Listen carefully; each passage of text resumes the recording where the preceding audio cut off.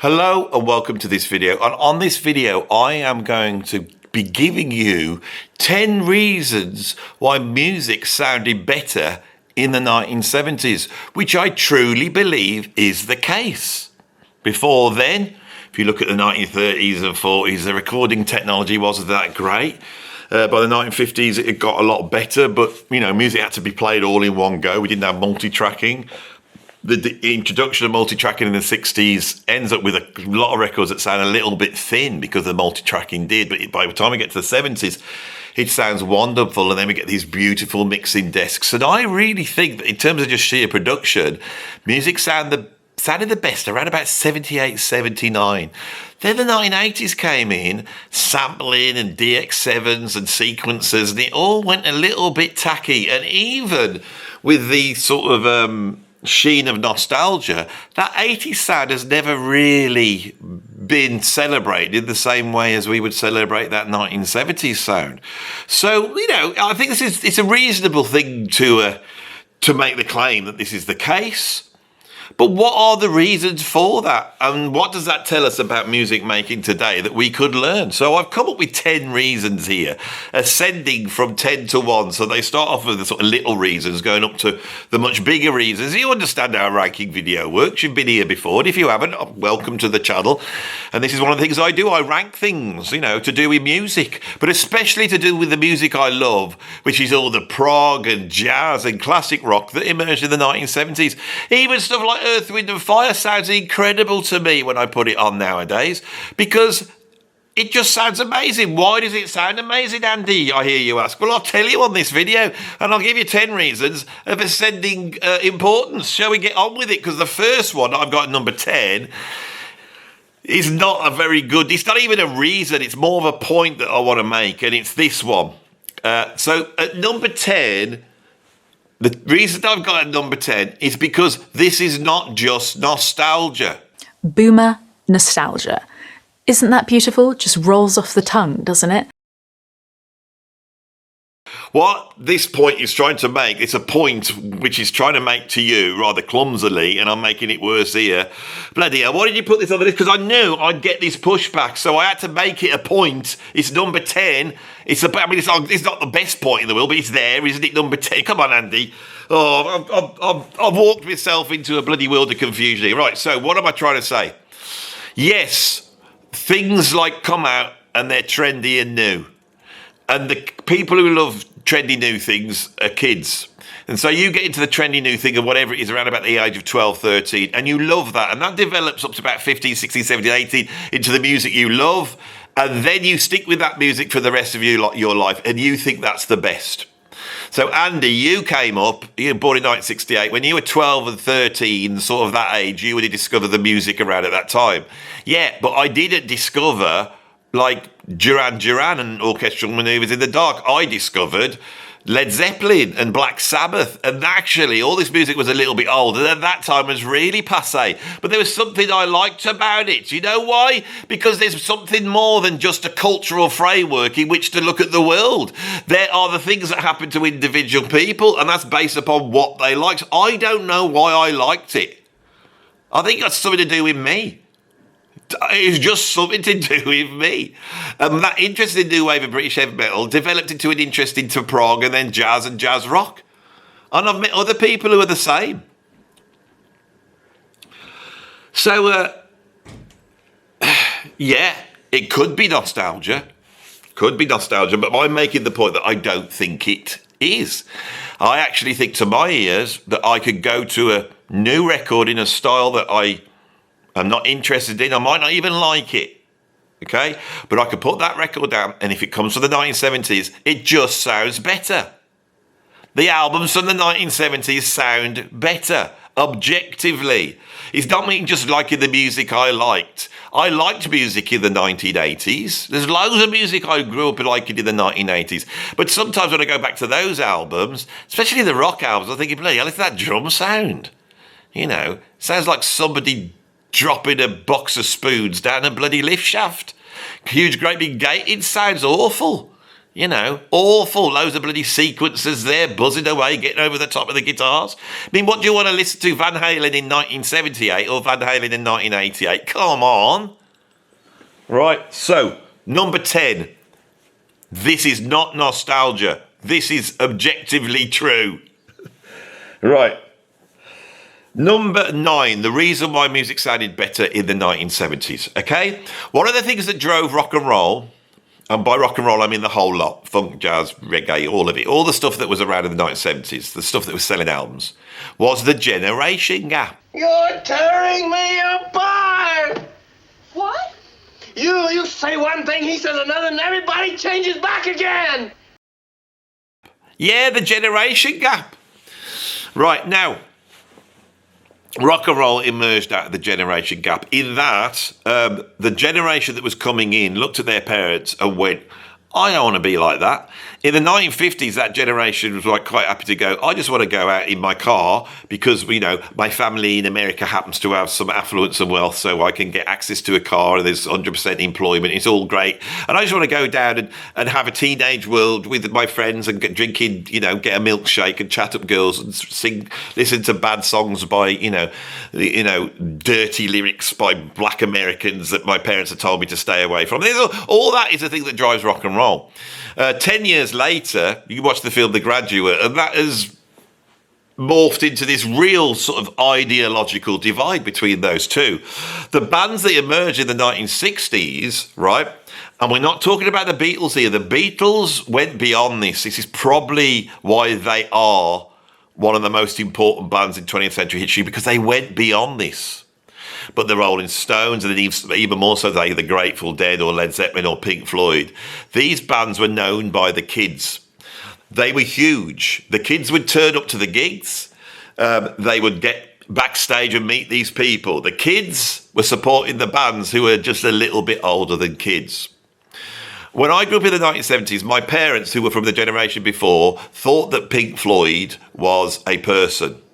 They did not know anything about Pink Floyd except for seeing the name here and there. And believe it or not, when we used to go shopping on a Saturday morning, we used to park up in the multi-storey car park that's no longer there, walk outside, and then there was a great big white modern post office that's now been ripped down. And in amongst all the swear words that I tried not to look at because I didn't want to be looking at those swear words with my mum and dad, and the drawings of a cock and spunky balls, which are very popular in the 1970s. I'm not looking at that. But scrawled in, permanent pen on the side of this horrendous modernist white building was the words Pink Floyd. That's where I know it from. Mom, what's a Pink Floyd? Oh, I think it's this bloke who just makes music. You know, it's probably a druggie. These bands were seen, were massively famous, but they weren't legends. And they were making music for other young people. In the 1970s, these albums were there for young people.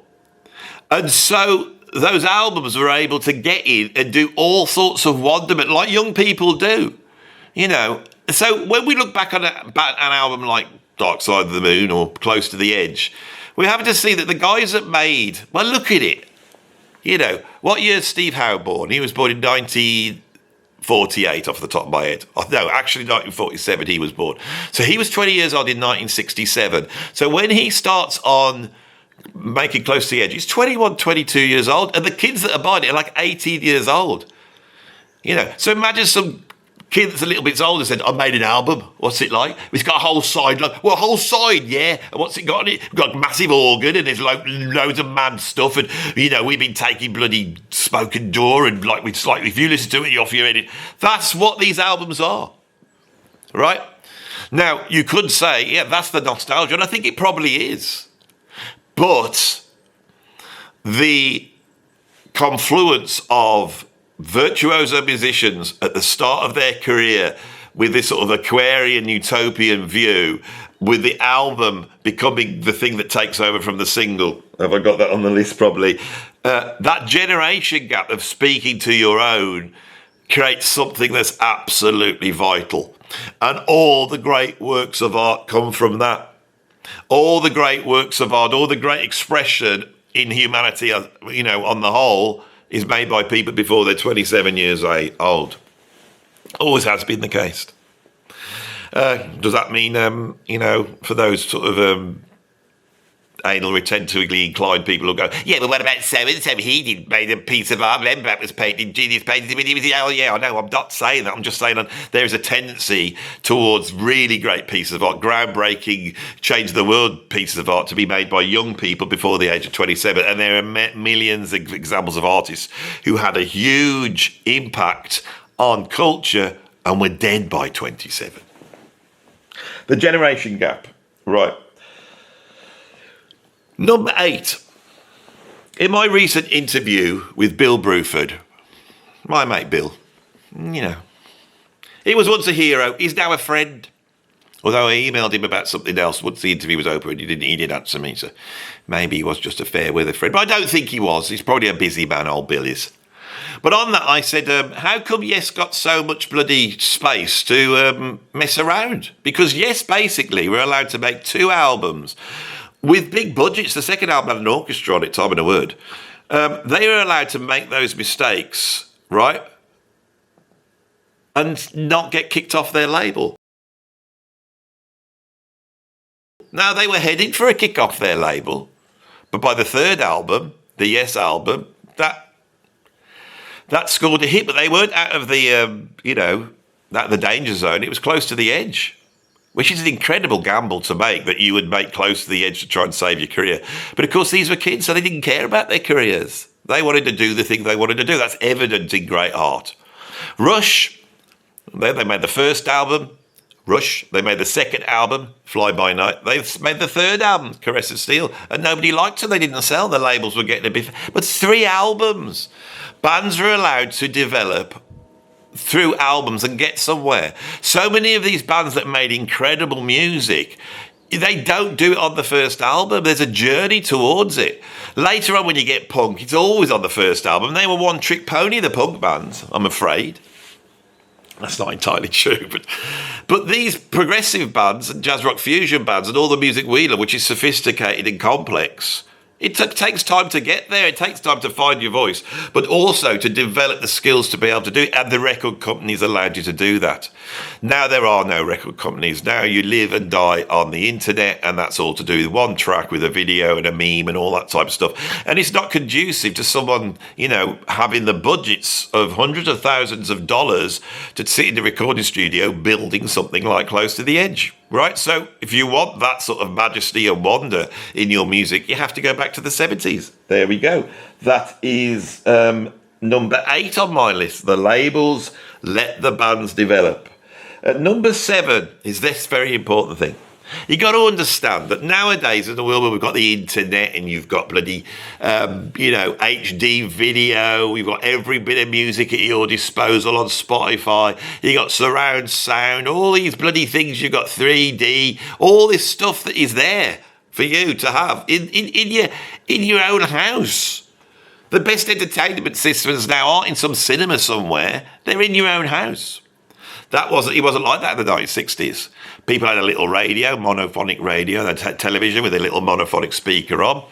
And that was it. And that is where the world of rock and roll survived, Little Richard and Buddy Holly's records had to make their way on the radio. They had to come across that little speaker that was probably in the living room that everyone sat around. In the 1950s developed the hi-fi system, stereo. And stereo is an incredible thing. It's the first enveloping art form that you have in your house. Everything you need, like this great Sansui system with a full-size record changer, these big 3-way 12-inch speaker systems, and the Sansui AM/FM receiver. A fantastic system, and at the American sound price of only $333. This is something that comes into your environment and takes it over. And the hi-fi became more prevalent as the 1960s went on. In around about 1972 in my house, my dad went out and he bought a hi-fi.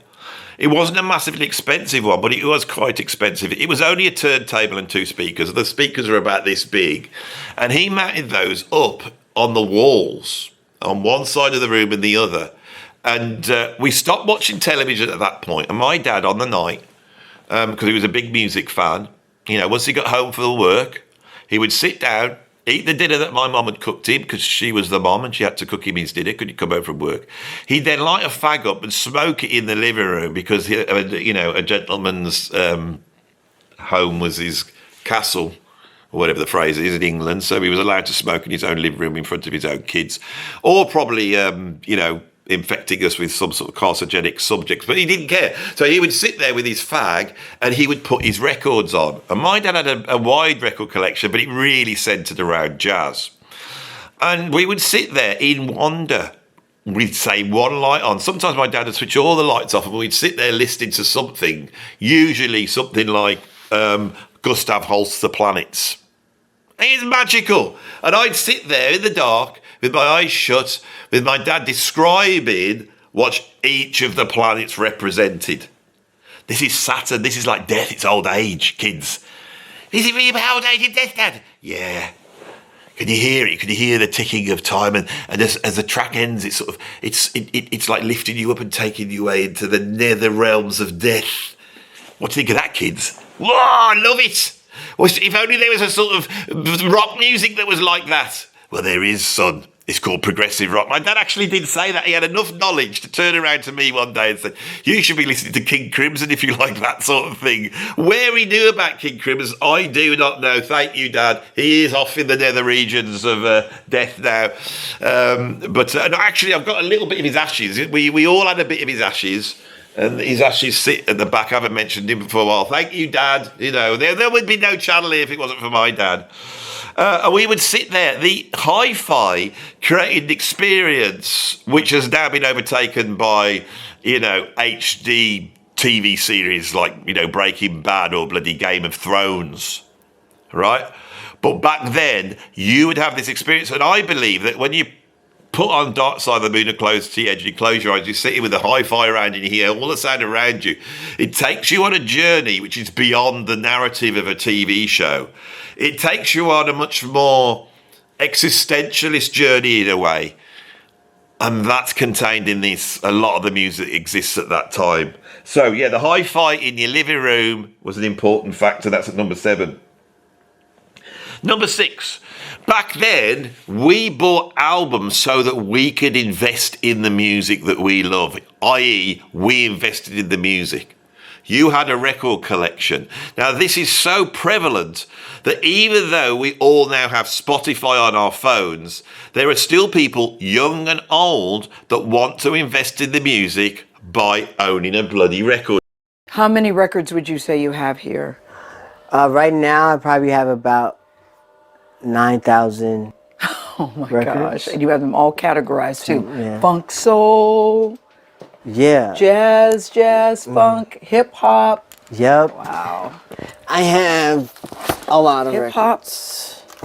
Where's the country section? I don't have country. Shall I go and grab one now to show you what I mean? Let's just remind ourselves of. So I will pull something at random. I like a bit of randomness on my video, so I'm just going to pull this one out at random, see what we get. Whoa! Now this is technically, I've got 2. This is technically not an album. This is a mini album, Alan Holdsworth's Road Games. I invested in this when it came out. I invested in it, and I swapped a Stevie Ray Vaughan album for this. My mate was a guitar fan. He got and bought this. It was too much for him, and I'd got what was it? Something like Never Mind the Weather. That album, the one with Voodoo Child on it. It was a bloody great album. But I wanted this off him. And I'm bloody glad I've got it, because this is hard to get hold of. A vinyl copy of bloody Road Games. And it's one of Holdsworth's best albums. The other one I picked up here is the famous Herbie Hancock album, which has got Rocket on it, produced by Bill Laswell. This is great. It's got some great tracks. I really love this album. It's not a Herbie Hancock album. It's a sort of weird instrumental post-hip-hop electronic futuristic album. As you can tell by the futuristic 1980s graphics that we've got in here, probably, created at great expense inside some sort of computer. Anyway, we invested in the music, didn't we? And so if you invest in something, what happens? Well, you have to make a decision, don't you? You make a decision. The reason why buying records was so exciting wasn't because you walked in and grabbed the record. It wasn't that. All us aficionados who loved the music, we were there going through. right? We knew everything that was in our local record shop. And suddenly something would come in. I go, what the hell's this? Maybe just the album cover looked cool. How many of us prog fans were fooled by a bloody Molly Hatchet album? You know what those covers look like? They look like the best bloody progressive rock covers in the world. But no, you didn't get that when you bought a Molly Hatchet. That would be a letdown. But the thing is, I never actually did buy a Molly Hatchet album. I did buy a 38 Special album, which I've no longer got, which I quite like. I was a fan of Lynyrd Skynyrd, my favourite album being the first album, pronounced Lynyrd Skynyrd, which has Freebird on it. Amazing album. You see, this is what we're talking about, right? I love Lynyrd Skynyrd. I liked 38 Special. I liked a whole bunch of music that I bought that wasn't quite right for me, but because I'd invested in it, I listened to it. And progressive rock, if there was ever a genre that was set up to exist like that, nobody likes progressive rock at the first listen. You have to sit down and listen to it. And the reason why it got off the ground, partially, is because people would buy these albums, take it home, and listen to them over and over again because they've invested in them. And that is why bands are able to do more, because you could actually buy time in someone's head of them focusing on you and them searching for the good rather than looking for the bad, which is what we have now with the internet. Number 5. Bob Dylan is the great genius of the rock era. One of the reasons, there's many reasons why he is, but one of the reasons is because he wrote his own music. Okay. What? It's rubbish. I am, you are, the whole damn thing. It's not, Joe. Look, we've been rehearsing it for 9 months, mate. I mean, okay, maybe it can get better. So let's make it better. Tony, you said you'd be at the pub half an hour ago.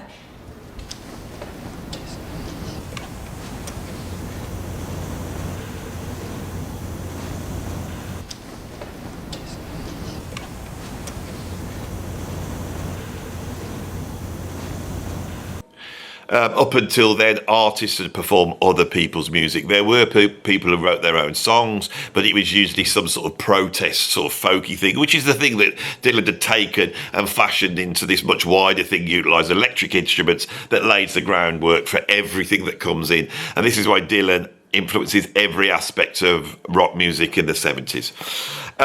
Writing your own music meant that the people you were listening to believed in what they were trying to say. They were the author of the art. This is where our idea of being authentic comes from. Authentic means that you're the author, you wrote it. Now the idea of authenticity is atrophied into conforming to the style that you're trying to represent, basically. It's the complete opposite of being authentic. But the fact that these people were writing their own material. So Dark Side of the Moon, Close to the Edge, I'm using those as the two sort of bookends of album art, you know, great album human expression in the 70s. You know, I could have, another album I was going to pick out was Asia by Steely Dan, which is a great album. Everyone thinks I don't like it. I do like that album a lot. But for me, it signifies a move towards something which starts to stranglehold the process. But I'm getting off the subject here, which is, I'm going to remind myself of it. People wrote their own stuff. So when we listen to Close to the Edge, we are listening to John Anderson's strange abstract netherworld, which he's trying to express. The only other time I've ever felt John Anderson's world expressed was in the book series, this is Dark Materials. It's fantasy, but it's like an inversion of our reality. And because the author of his Dark Materials and John Anderson are English, the Englishness is wound into it. I always felt that I was in some sort of Christmassy netherworld of ice and mushroom-shaped land, you know, full of mists and strange, you know, voyagers in celestial boats sailing across great landscapes. So John Anderson wasn't trying to make a point. By Tales of Topographic Oceans, he really was trying to make a spiritual point. And that spiritual point is in those albums. It's not just a display of cleverness. Dark Side of the Moon is the display of Roger Waters' very British, Marxist analysis of the faults with Western capitalism, which when combined with a sort of existentialist angst, which a guy in his 20s should never have had, you know, a world weariness, almost like a midlife crisis, but a midlife crisis as someone who's 30 years old. It's unbelievably compelling on Dark Side of the Moon. You know, the sort of self-referential nonsense of the wall I was never able to get into. Poor old me, I'm a rock star with millions. You don't realise how alienating that is. But Roger Waters, his vision is what makes the album great. The fact that these were artists writing their own material made the music great. That's what I've got at number 5. At number 4, right? When you bought an album, it was 12 inches across and 12 inches. It was a square that was like 12 inches in size. So when you got it, you were investing in a piece of art. You probably want to print something so that you can tell one from another. This is handy for retailers, otherwise they get totally confused. So therefore you're liable to put the name on it. And by the time you put the name on it, you might as well put a design or a photo or a collage or whatever. Sleeve only costs about 10p, doesn't it? The album costs a fiver. So it seemed to me that in a sense anybody who bought an album for its sleeve would have to be demented. A shiny piece of art, right? And you would sit there and you'd look at it. This piece of art was made by an artist called Nkosi, and he's sort of channeling a sort of a cubist approach to the guitar neck there, I suppose. It's very early modernist in terms of the layout of that. But I like this album cover. I think it's very pretty. It sort of goes from on over to the back as well. And then we've got all this information that I can actually read.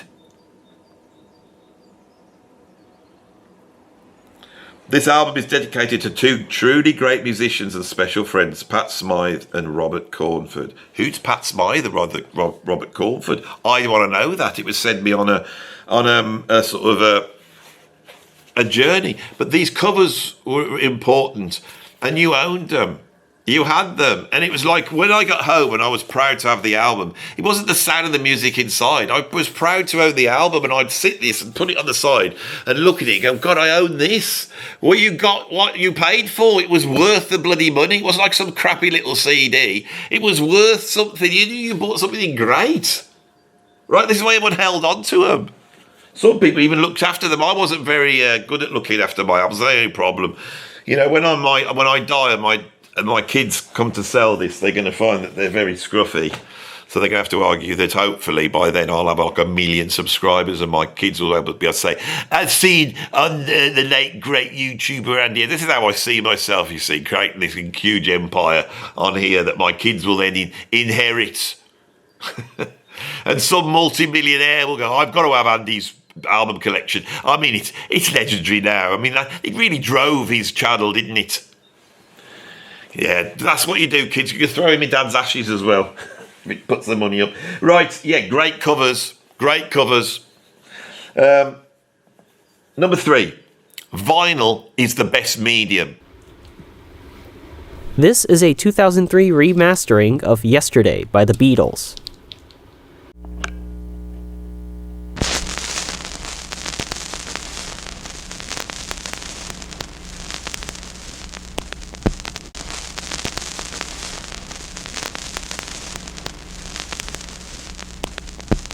Right, when you listen to vinyl, you're listening to reality. The sound of it is the sound of your stylus scratching against a piece of plastic, right? There's no digital. The sound hasn't been made digital.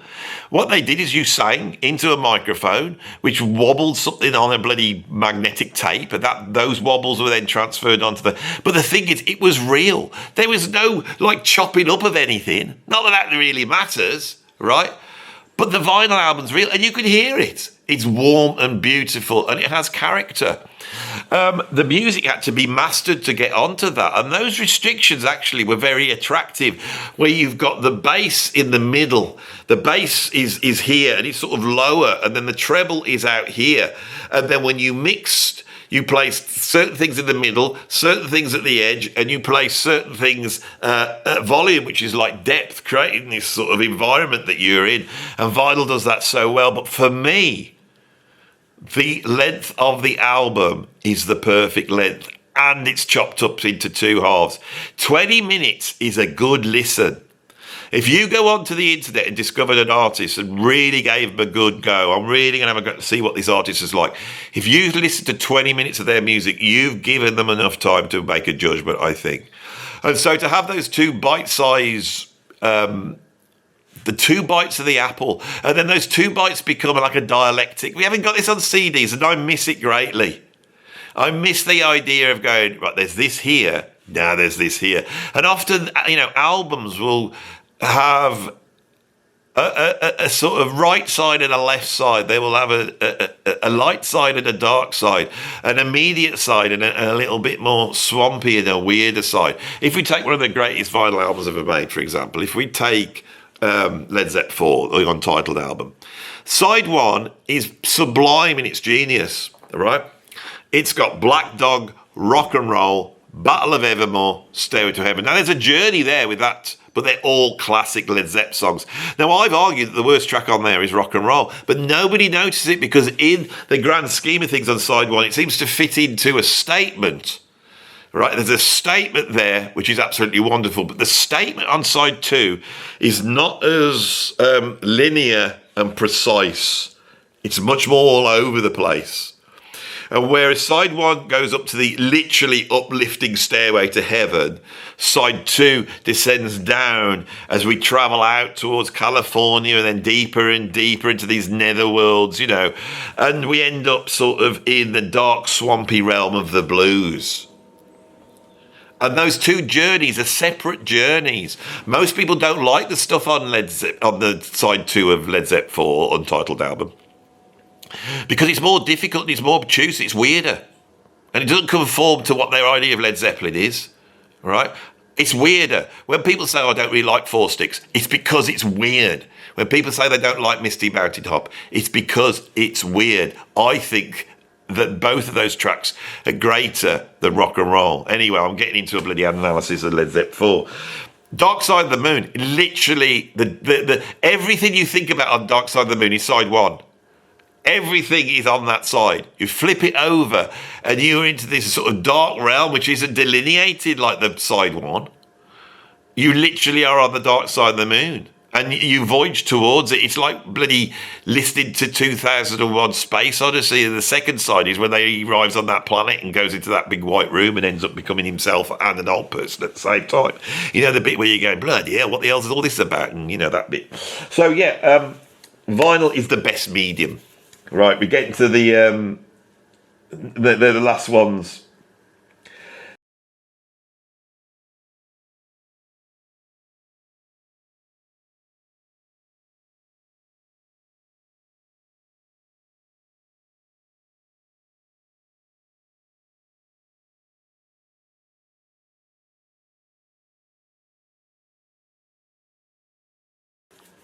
They're real. The bands are really playing. The development of the technological side of music recording was a slow, backwards walk away from reality. Recording starts by capturing a moment in time. If that recording is on the side of a 78 record, it's 2.5 minutes long. In the studio, those people were performing for 2.5 minutes. It captured that 2.5 minutes. The invention of multi-tracking, the invention of putting stuff on tape that you can now cut together, the invention of overdubbing, the invention of sampling, drum machines, synthesizers, all these things, we are slowly moving towards a lack of reality. And in the 70s, it happens very quick. You have to understand that when you listen to Close to the Edge or Dark Side of the Moon, those records are cut together, right, meticulously cut together by engineers that were geniuses, literally putting like streams of tape on the wall, sellotaped up and basically create this Frankenstein. But each of those tapes pretty much contained the band in the studio playing. Okay? Now, we know that by the time we get to Steely Dan's Asia and we hear the story about it, Steve Gadd's in that studio recording his track all alone, or maybe with just the rhythm section. To today's standards, the Asia album is played in the studio, but there's a movement there. By the time we get to the 1980s, we are leaving that behind. And now, when we put a record on, there is no human beings on those records, whether it's AI or not. All right? It is a novelty to have something real on a record now. Think about the place we're at. If you believe that music is about human expression, which I do, then there needs to be human expression, right? But if you haven't got that, it will be like the meat, the piece of steak that goes through those pods in The Fly when Jeff Goldman decides to transmit, the steak from one pod to the next, and then he cooks up and eats it, and he goes, this system does not understand the flesh. And AI and music sequencing and sampling does not understand the flesh. In the early 80s, where, the hip-hoppers were like going back to back or getting an 808 drum machine and then using that to vibe over the top, it was still there. Human expression can be captured on tape in all sorts of shapes and form. If you have got a drum machine, make sure you've got some really strong human expression over the top. Think of Prince's Kiss, for example, or Sign of the Times, an even better example by Prince. So we have lost the human expression. The 1970s is the greatest balance between beautiful recording technology, which gives you a great picture of what's going on, with the ability to polish and make things more perfect, but still capturing, the reality of human expression. Earth, Wind and Fire sound tight and amazing because they were tight and amazing. Right? Whereas later bands in the 1980s and 1990s sound tight and amazing because they've been made tight and amazing by this production process. So we're now at number one. What's the overarching reason why music was better in the 70s than now? And why does it sound better? Right? I've left the most contentious one to number one. It's this. The record companies were gatekeepers. The shit was kept out. This is my phone number.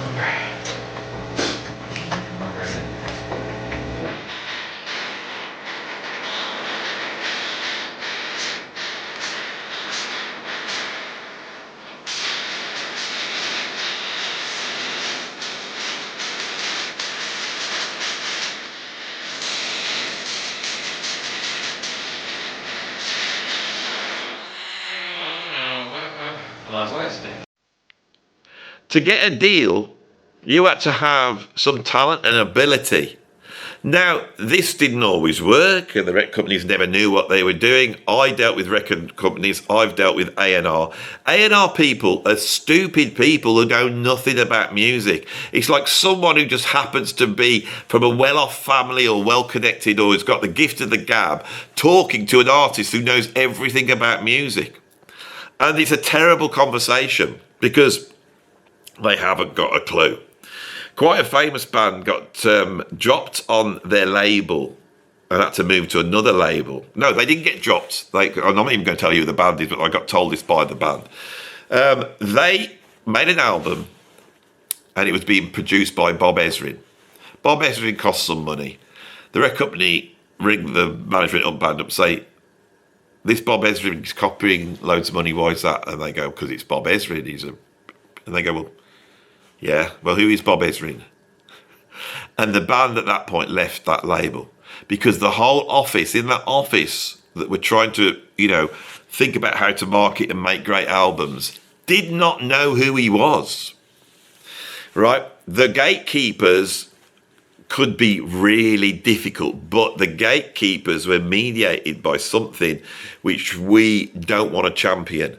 It's the fact that the thing had to be popular and sell records. So if you're a jazz fusion musician in the 1970s, say you're Al Di Meola and you've just left Return to Forever and you've signed to a major label. Now, they don't expect you to make the money that another huge artist like Billy Joel is going to make at the same time. You're making instrumental jazz fusion, but they can look at it and go, we need something that's going to sell on that level. right? And we need something to sell this amount. Now, Aldi Meola delivers the goods. Elegant Gypsy comes out, actually sells 1 million copies.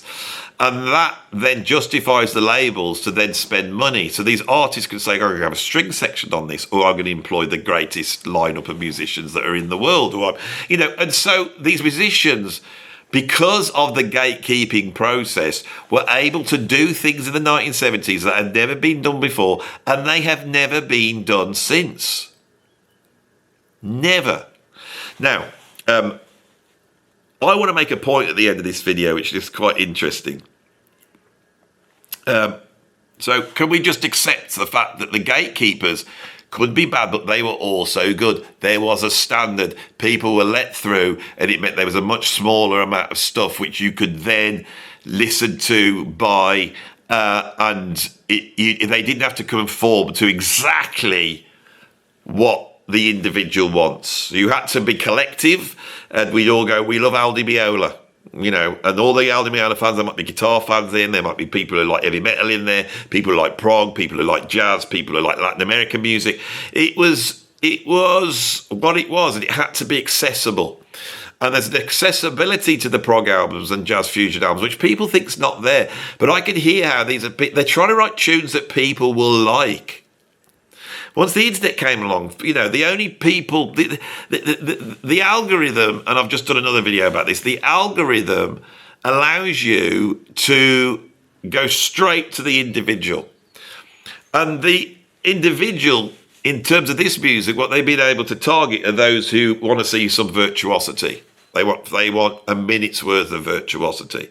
That's a different thing to what was going on in the 70s. Now, when I think of Aldi Meola's first album, Land of the Midnight Sun, incredible album. Who's on that album? On drums, they've got Alphonse Mouzon, they've got Steve Gadd, they've got Lenny White. You've got Stanley Clarke on bass and Jaco Pastorius on bass. Do you want me to carry on? This is never going to happen, except it can. Because that interest in this type of music has now moved to the internet. A couple of weeks ago, I had Soft Machine in there, and it was like another level of this channel going to a certain point where I can support the creation of this music in a different place. And as great as Soft Machine's album is, and it's a wonderful album, but if you go and put my video on and get it on a big screen and put the headphones on, we've mixed it as best we can, you're going to get the experience, I hope, of being in this room here, and having Soft Machine play to you. With all the idiosyncrasies, it's not even like a gig. It's like you're in the room with them playing. And that's a powerful thing. And I think in terms of expression and freedom of expression in music, we could be in a golden age if only we could realise it. So I hope that some of the restrictions that were on music, I suppose, which is what's so important with this number one here. It was a restriction. It made the music great. I hope we can understand the restrictions we have now with the internet. It's a whole new set of rules. And I think free expressed music, being in the moment, experience something alive and vital, I think that works better on the internet now. I've come on here and just made this up. I've riffed this and I've got to the end of it, thank God. No major slip-ups. I've delivered what I wanted to deliver. I've said what I wanted to say. And I hope you appreciate that. I've done that off the top of my head. Anything could have happened. Not much did, mind you, but I've delivered the goods. I hope I have delivered the goods for you. I hope you found some of the ideas of this thought-provoking. Maybe it gave you a different knowledge of the history. Maybe it's given you a different idea about how you as a creative music maker could work in the world today. So that would be the best thing for me to be trying to impart to the audience here if I could. But I can only do it if the views are there. And so if you want to show your, democratic, right to think this is good. If you do, stick a like on it. Subscribe if you haven't subscribed. If you subscribe, that's the one. The more people, if you're watching this and you haven't subscribed, just please subscribe, right? Because I'm not just here trying to trot out the old usual stuff. I'm trying to build something here, and I am. So if you can support me like that, you can also support me by becoming a Patreon. A free member will support me, or a paid up member. You can become a member here, or you could drop random amounts of money into my PayPal tip jar. I was hoping to do this in 30 minutes. I've done it in 40 minutes, so that's the way it is. But there you go. My 10 reasons why I think music was better in the 1970s.